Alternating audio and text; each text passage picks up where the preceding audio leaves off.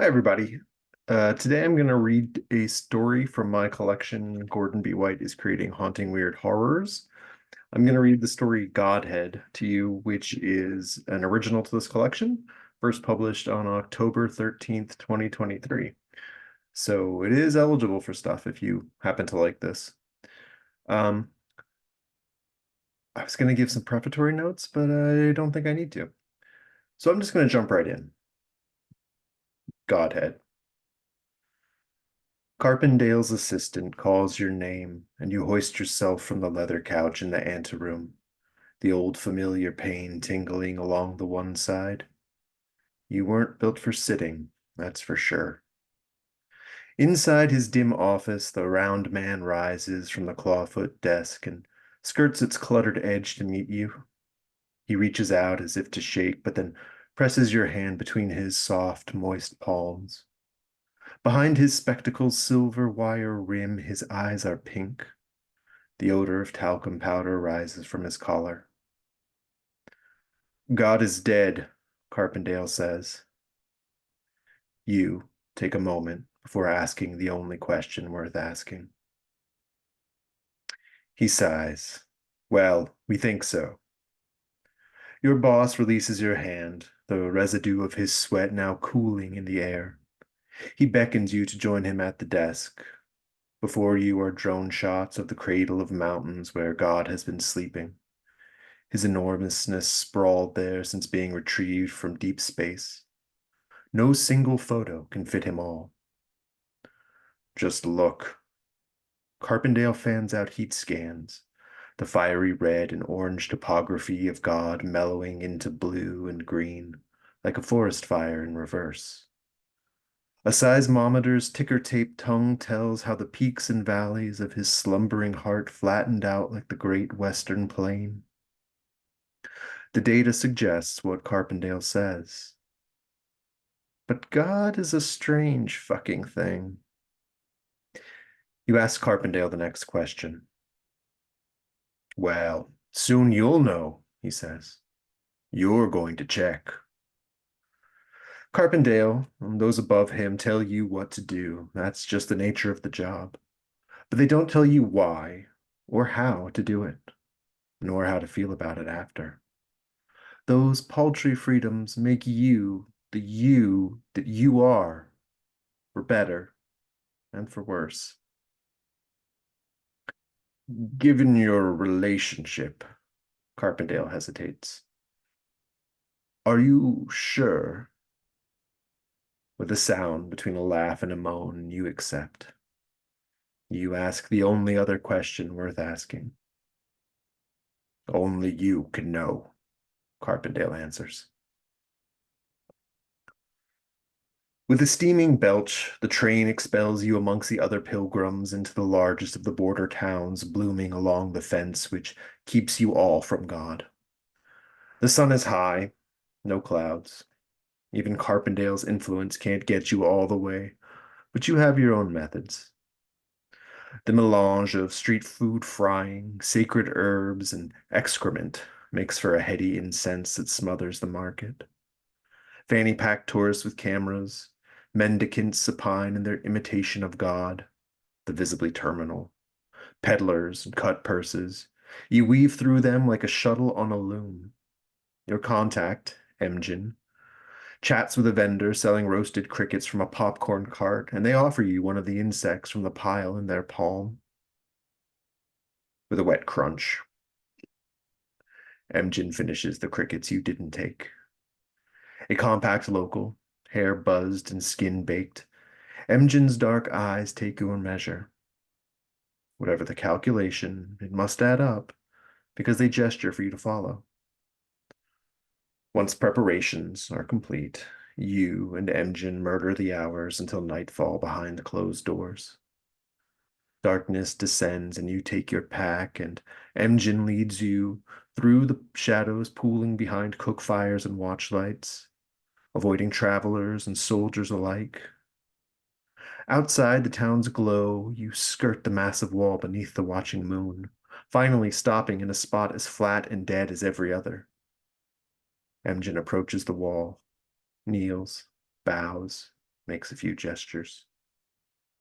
Now there's a hole beneath the fence, between the pylons, where there wasn't one before. Scraping the sides, you wriggle through and emerge covered in dirt, the familiar pain singing down your side. Emjin slides your pack through behind you, but remains outside. You speak, but Emjin shakes their head. Never alone out here. Emjin kneels, covers the hole, rises, turns their back to you. The suppressor on your pistol's barrel dips its nose as if in shame as you slide it from your pack. Orders must be followed. You cut through scrubland, clamber over swollen boulders, and yet, wedging through the final cleft in the last rock face, when the ultimate vista opens before you, even having anticipated it for your entire journey, the sight of him stops you dead. Photos do God no justice. He sprawls on his back, limbs twisted, a restless sleeper penned in by mountains. The valley below was carved by a river over eons, but now the massive body fills and dams it. If you hadn't grown up hearing how they brought him from the sky, you might almost believe he had grown here, so perfectly does he fit. When your breath is steady, you kneel to watch God's smooth and navel-less stomach for a sign of life, movement, anything, nothing. But as you stare at the great still egg of God's belly glowing under the moonlight, the universe writhes in the periphery. Distant stars shimmer in nuclear dreams. Lonely government satellites patrol the exosphere. Weather balloons and unmanned drones drift and glide. From the cliffs and crags around you, the silver dollar eyes of binoculars and rifle scopes wink and watch. And this is the cold conflict over God's body. Every army stakes a claim, but none dare touch it.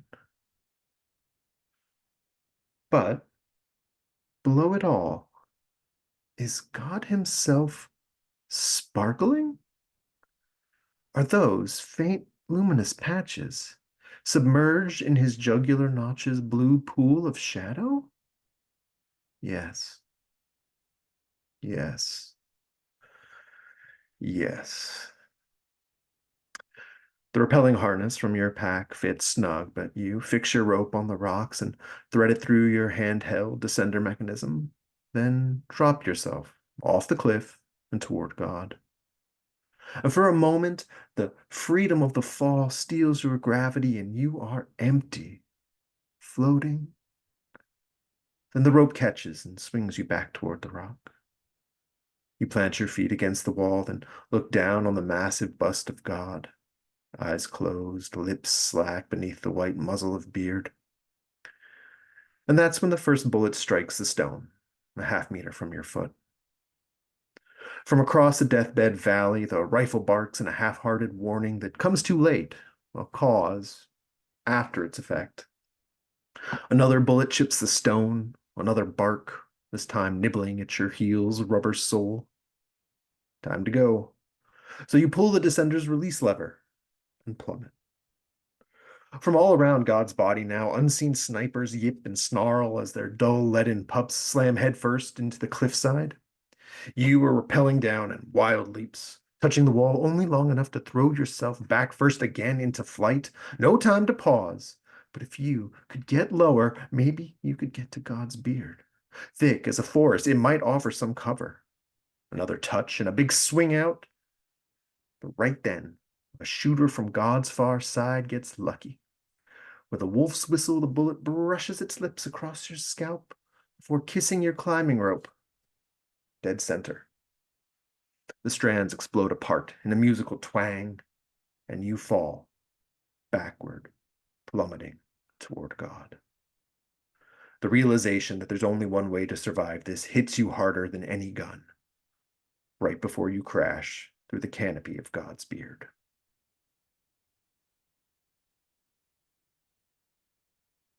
It's dark in the beard. Only a hint of moonlight combs the white and silver shafts, thick as palm trunks, cuticles peeling like birch bark.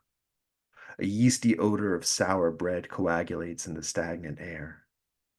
Beneath your first painful steps after rising, parchment-thin tatters of dander slough up from God's skin. They cling to your feet like toilet paper. Above the beard, the rifle shots have stopped, and so you remove a flare from your pack, mercifully still strapped to you, although you don't yet light it for fear of betraying your position. However, as your eyes marinate in the dim light, faint and irregular glowing patterns emerge from the skin around you.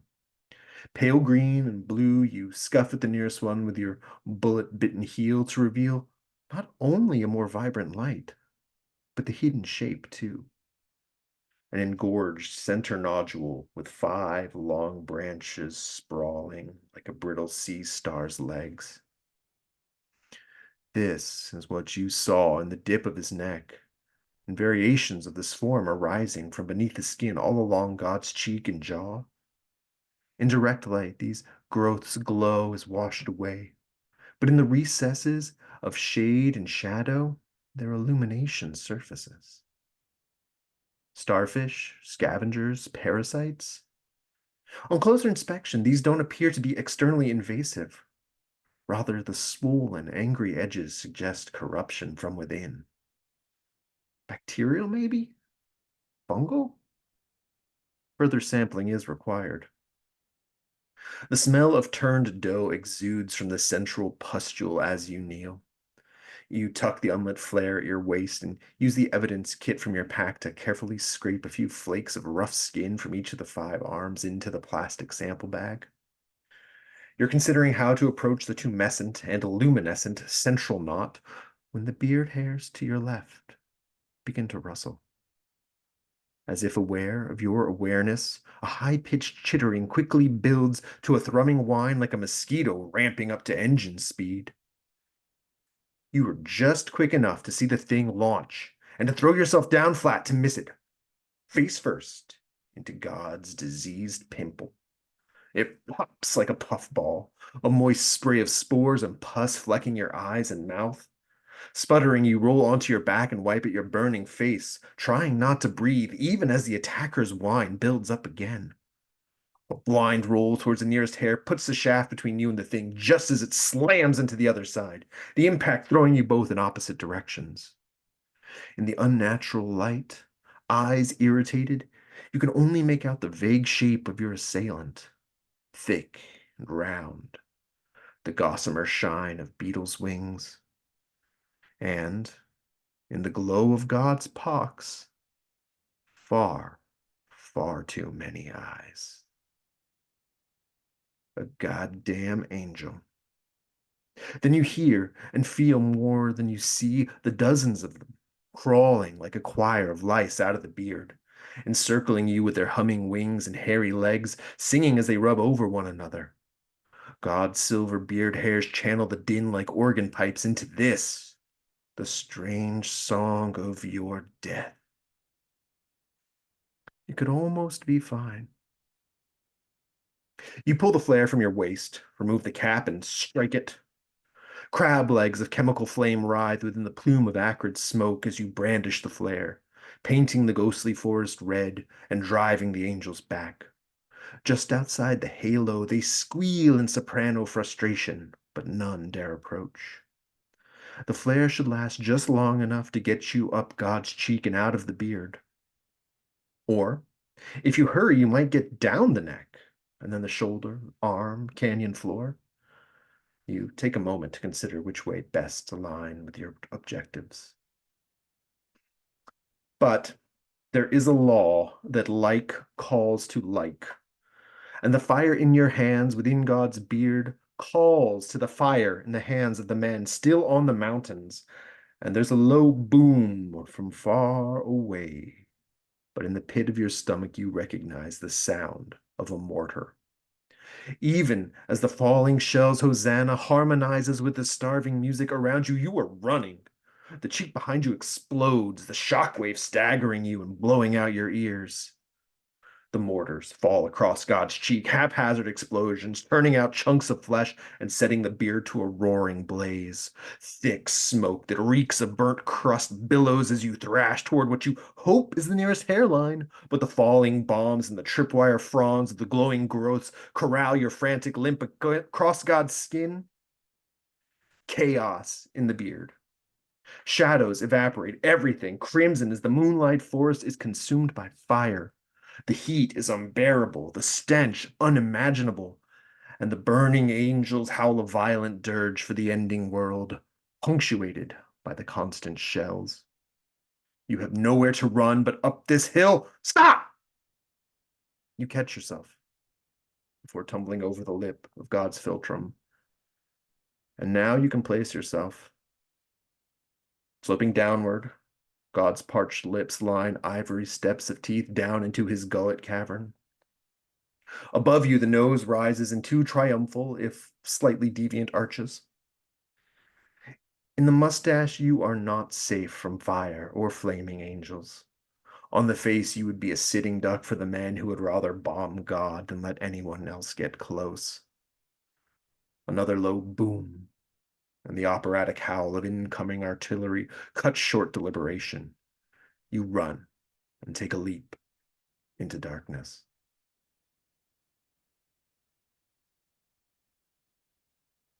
When consciousness begrudgingly returns, your first thought is that no part of that went well. The second is that you hurt a lot. The third, as your mind straps back into the cockpit of your body, is that this is not what God should look like. You are fairly familiar with human anatomy, but even knowing God is not fully human, this is not right. First off, it's far too bright.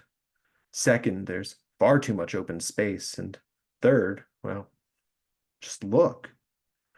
High above you, a membrane canopy stretches in an unbroken sheet across the orifices where God's sinuses and mouth should open.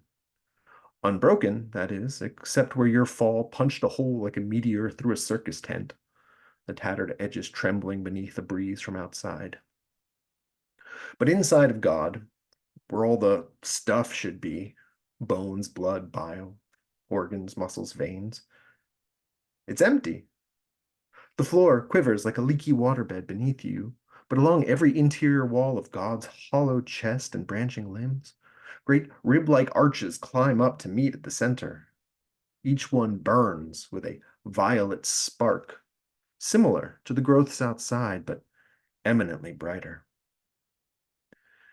In God's distant lower thorax, a walled city rises with parapets and spires glowing like amethyst.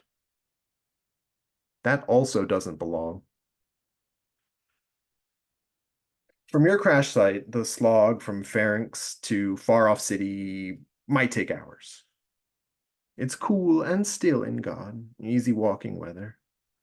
But the entire march across the uneven floor would be exposed, nothing but the odd polyp for cover.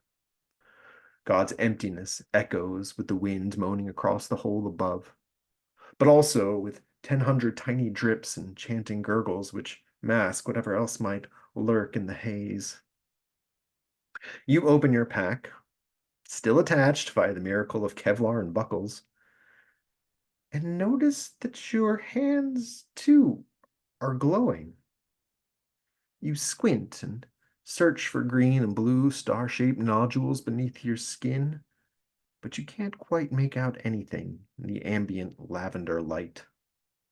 Waving fingers before your face, however, leaves sparkling ghosts, lattices of light that almost read as symbols, even letters, only to wash away like beach sand back into the sea of soft illumination from God's many, many ribs.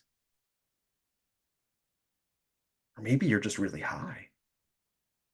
Or dying. That pustule that burst in your face back in the beard must have done a number on you. You shake your head, vision swimming. Back to business. Your pack still holds the following: binoculars, intact, pistol with suppressor, magazine mostly full, evidence and sample bags used, satellite walkie-talkie apparently dead. With the binoculars, you scan the city. Brought closer, its hard lines of architecture soften and melt into the organic. The shapes speak to an intentional design, but the lines aren't plumb, and the edifice is devoid of glass or wood, leaving intelligence a question. Perhaps the angels came from here before going outside and going feral in their trapped god's beard. Or maybe those outer angels were only ever wild, and something far stranger built these ramparts. Some mysteries just don't have answers, at least none that you can see. You cycle the walkie-talkie channels, but not even static greets you. You leave the emergency frequency open just in case, but it's another useless relic of your time outside of God. High above, the stars peeking through your hole in the fleshy ceiling speak to how far you've fallen. Because why are you here? What is it that led you to Carpendale, that let him set you on this path? Most people, hearing God was dead, wouldn't have said what you said, or asked what you asked. They wouldn't have infiltrated the demilitarized zone where his corpse lies under the perpetual watch of unblinking triggermen from every armed church and nation state. You were told to do it, sure, but you chose the reason to give it meaning. Was it a holy mission? A trial taken up in resignation along the mountain path, across the face, a leap of infinite faith into darkness? If so, the test you find yourself in now doesn't feel like the one you studied for. Or is it because there are bodies just outside of all your fences and burning angels behind every step you've taken? Is there a U-shaped hole in every sky that nothing will ever stitch or fill? Maybe you came because you wanted to see God for yourself and prove that Carpendale and his sciences were wrong. The God was still sleeping, just a little deeper than before. Or maybe you wanted to find what finally killed God and shake its hand. Hands. Yours are still glowing, swirling. You reach for your pistol, but your fingers are melting and can't close around the handle or the trigger, and so you laugh. Your laughter echoes, each reverberation growing louder and louder until it shakes the walls of God like thunder. Until you realize that it isn't you laughing, but that the shelling has started up again outside, and that's heavy ordnance rattling against his ribs. You laugh even harder until one more explosion, louder, closer, inside, silences you. We've breached the anus, a voice crackles over the walkie-talkie. Repeat, the anus is breached. Good, Carpendale's voice answers. Proceed. On the far side of the strange city, a dull roar builds, as if a beast with many heads has awoken, and its dozen bright eyes flash in the distance. Or a horde of angels, maybe, waving pure white lances through the purple haze and growling in their hunger to fill God's hollowness. You fumble the binoculars back up, but neither beasts nor angels round the city's wall. It's mercenaries on ATVs. A spray of rifle fire snarls in the distance. Contact, the voice on the walkie-talkie yells. Hold off, Carpendale breaks in. Do not engage. But the mercenary shouts, weapons free, and his men oblige. Tight blossoms of controlled fire last for about 2 seconds before pandemonium blooms. Muzzle flares dapple the air, and after images smear in your eyes like fireflies on a summer evening. A gate in the city's wall opens like a mouth. Grenades explode. Even at this remove, you hear men scream. Beneath the klaxon in your damaged ears is another high-pitched noise that might as well be angels singing. Then a light falls across you, and you look up to the heavens, but it's a searchlight beaming down from the hole above. Men up there are shouting in a language you don't speak, and then the first coil of their repelling lines falls like black spiders silk from the wounded sky. Another 7 join it. Time to move, and there's only one way left. So, fingers still numb, you paw your pistol back into your pack and hobble as fast as that old familiar pain and all its new companions will let you, heading toward the skull. You've gotten a good distance, hoping you were forgotten in the fighting, when an ATV roars up from behind and its damning headlamp pins you, bracing for impact. An immense sadness rises as you consider that you won't even get to die to the music of strange angels, just the growl of an invisible machine. You? Carpendale's muffled voice sputters. You turn. There he is in an undersized body armor and a full fishbowl helmet, peering through the cloudy glass. He hangs off the back of the ATV, suckered up against a similarly attired driver. Carpendale chuckles. Get on, he says, and scoots forward to make room. You ask the only question worth asking.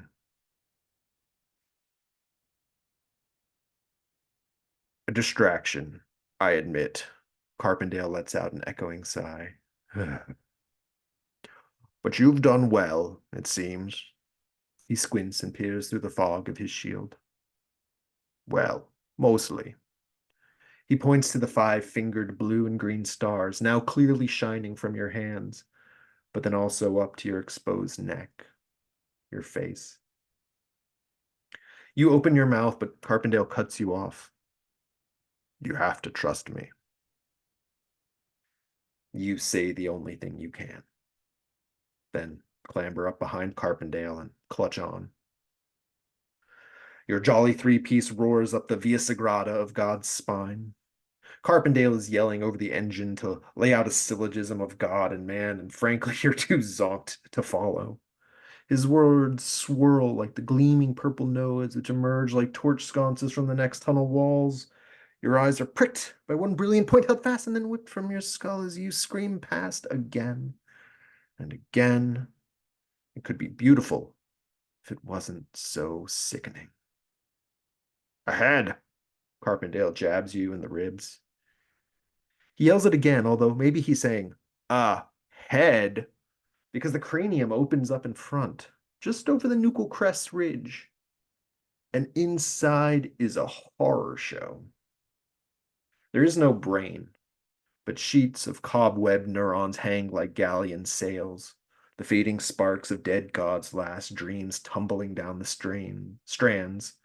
The cranial amphitheater's concave walls are pimpled with 10,000 glittering spheres. At the center of the occipital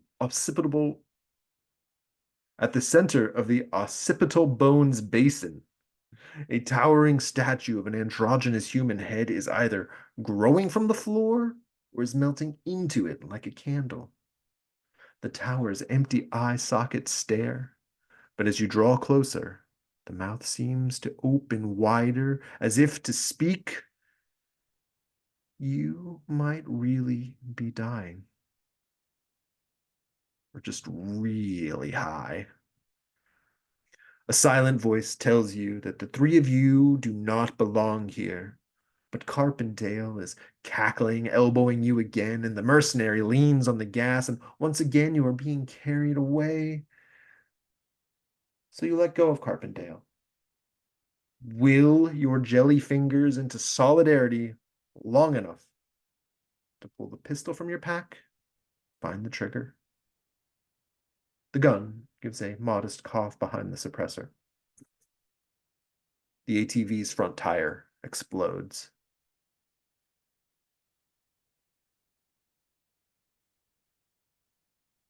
All of you tumbled down into the basin, but the mercenary caught the worst of it. The ATV bit his arm like an alligator and then death rolled. Upturned wheels spin themselves to sleep above his mangled corpse. The machine sated. Carpendale got the second worst. His plastic helmet is a shattered egg, and his leg is no better. He's dragging himself, moaning, toward that towering face. And you? This isn't even the worst you've had tonight. Pain nuzzles your side like faithful Argos. Up and to your feet. The statue's open mouth now seems to smile, and the walls of the skull sparkle like a starry, starry night. The walls.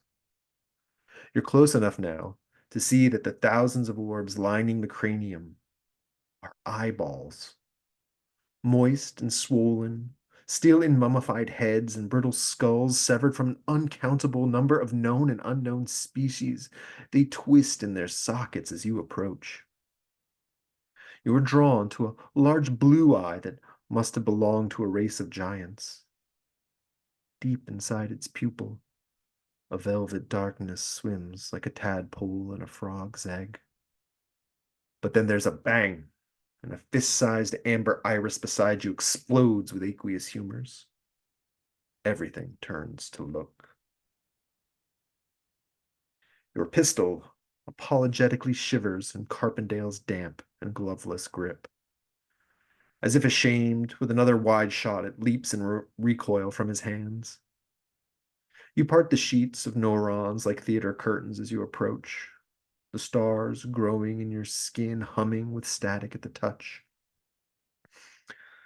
Exposure to God has done Carpendale no favors. His broken glasses rest by his chin in the cracked helmet's bowl.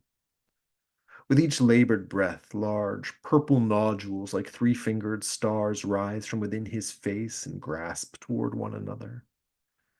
He flails for the pistol, but a swift kick sends it skipping off into the darkness.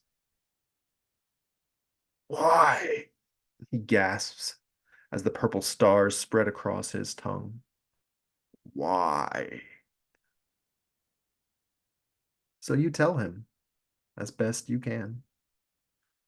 You try to be honest, but while God is a strange fucking thing, perhaps so too are you. Perhaps everyone is. You, God, Carpendale, angels, the bodies behind you, all driven as enigmas even to yourselves. You can try to sum it up honestly, but for some mysteries, there are no answers. That's Carpendale wheezes, his face one enormous purple welt verging on bursting. Not what I was asking. With a long, foul hiss, he stops living. Down past God's throat, the arguments of men and angels rumble like a chest cold. But things are muffled in the skull. The ATV has stopped moving. Carpendale is still. The walls unblinking. The towering statue head watches with solemn, empty eyes as you draw near. Up close, the head is hollow. It's more of a mask with 3/4 of the front and sides. It's a solid facade of features, but the back is wide open. Inside, it looks like a band shell in a garden of ash. A simple bench inside is carved, or grows, from the same rough material.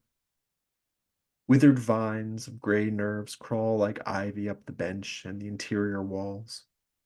And from these stalks sprout translucent five-fingered nodules, kin to the stars in God's beard and across your skin.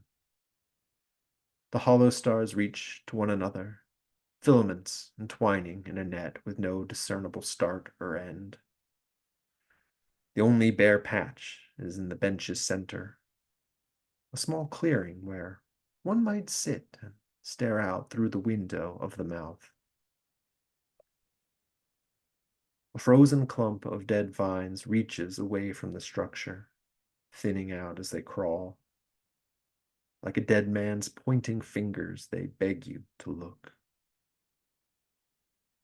About 15 meters off from the frozen headshell garden is the cranial basin's only other feature, a hole. As you edge closer, wary of angels hiding like trapdoor spiders, the ragged edges speak to the crude work. The flagstone shards of bone along the rim, the surrounding tissues piled back up into the head. These suggest the hole was dug from the inside out, but nothing is certain. At the bottom, a nearly transparent membrane is already scabbing over the hole, but through its filaments you can see the outside world. Solid rocks and earth, running water from the stream in God's valley. Escape is just a leap away. You squat beside the hole, judging the distance of the fall. But as you do, the last long thread of the dead nerves beside you twitches. The limp five-fingered star on its end pulses once, purple, but then blue and green and blue again. Your own stars pulse a sympathetic rhythm. The nodule rests like a peeled grape in your palm. Its five slack tendrils dangle through your fingers. But the pulse of light picks up speed, and the tendrils twitch in time. The hum of electricity tingles through your skin, and you close your eyes, shivering beneath the sensation of those same fingers in your skin squeezing into fists. And suddenly you are big and very empty, but also very full. The stars within your skin tremble, fingers now reaching through the layers toward each other. Deeper, too, to the same five-fingered stars reaching out from your lungs into your heart, worming through your veins, into your stomach, your kidneys, your brain. All of you is colonized by stars, and suddenly they are astronomically heavy, choking you like Carpendale. Big ones, tiny ones, as many as there are grains of sand on the shore of time, the net of them expanding, pulling those last bits of you into their gravity and the black hole density of death. Gasping, you open your eyes, but they're not yours. The wide and awesome sky peels back, the last purple bruise of night melting into the blue of dawn, but the stars are burning, and you can see them all.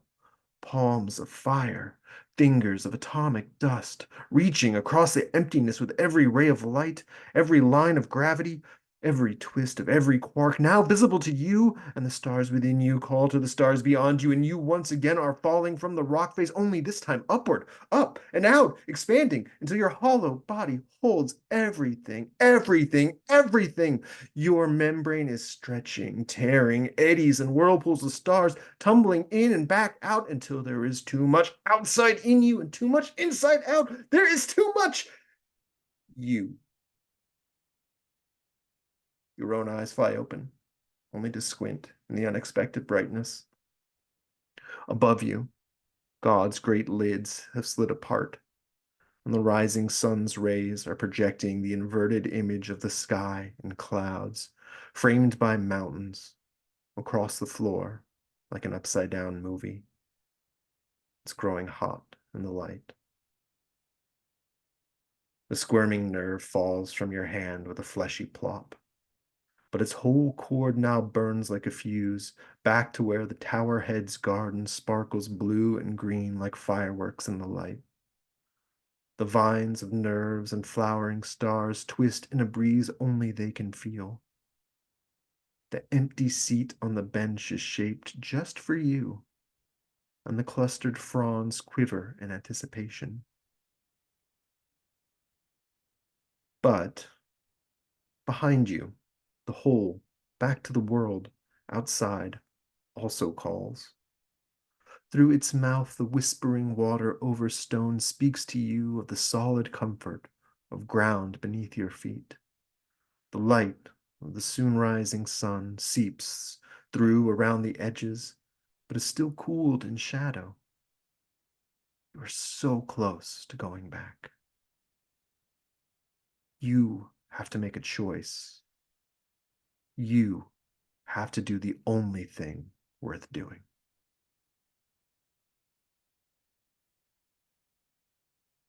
And that is Godhead, which is one of the original stories in my most recent collection. Gordon B. White is creating haunting weird horrors. Originally published October 13th, 2023. You can get copies of this wherever you buy your books, or you can reach out to me if you want a signed copy. And that's it. So, hope you enjoyed.